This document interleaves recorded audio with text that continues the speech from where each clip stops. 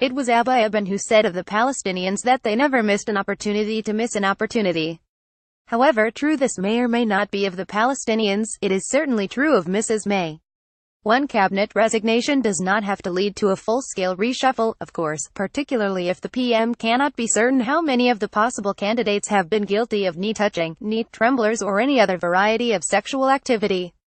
But however fearful she may have been of instigating a reshuffle, when presented with the opportunity for one, why the craven timidity? Well, we can all guess why: fear for her job, a loss of confidence ever since her ill-fated general election gamble, an unwillingness to trust outside a small circle, and probably most important of all, a failure to grasp two important lessons from the election.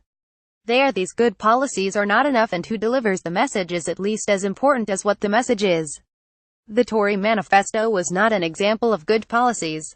Far from it. But there has been a tendency within the party and some of its supporters to think that merely replacing the ones which were rejected in June with some shiny new ones, a bit more nicely wrapped, will be enough.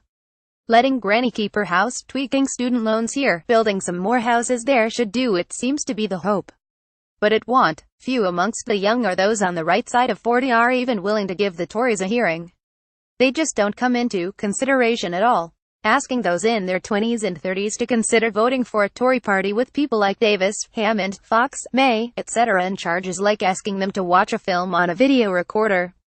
Corbyn may look old, but he seems fresh. His is a voice that has not been heard for a while.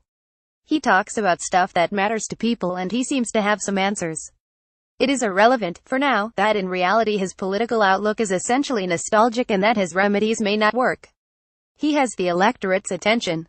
The Tories are largely talking to themselves. 40% in the polls looks good, but how lasting or loyal is it in reality? How much of their vote is a notCorbyn vote or a get Brexit done and then goodbye vote? About the only Tory politician who has cut through is ReesMogg, and for all his courtly politeness and Ultramontaine Catholicism, appealing to fans of Brideshead Revisited is hardly a winning electoral formula.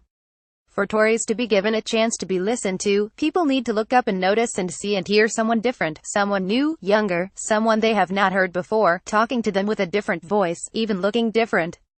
A reshuffle was an opportunity to bring on younger promising Tories, those closer in age and outlook and background to the parts of the electorate they need to reach, those speaking in accents that are not pure home counties, those with constituencies far from London, those with experience of the wider world or outside the usual OxbridgeLondonSPAD route, those with some understanding of what it is to worry about unexpected bills. It was an opportunity to start resetting the Tories' image, much as Cameron's election in 2005 from nowhere started to make people look at the Tories again. It was an opportunity to shift a generation and to get that new generation thinking about what a conservatism for the 2020s and beyond needs to be if it is to survive.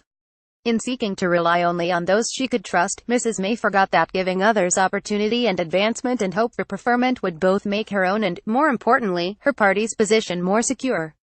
Those who look for promotion are now reduced to hoping that others' long-forgotten fumblings will create some more vacancies. Never was the personal more political.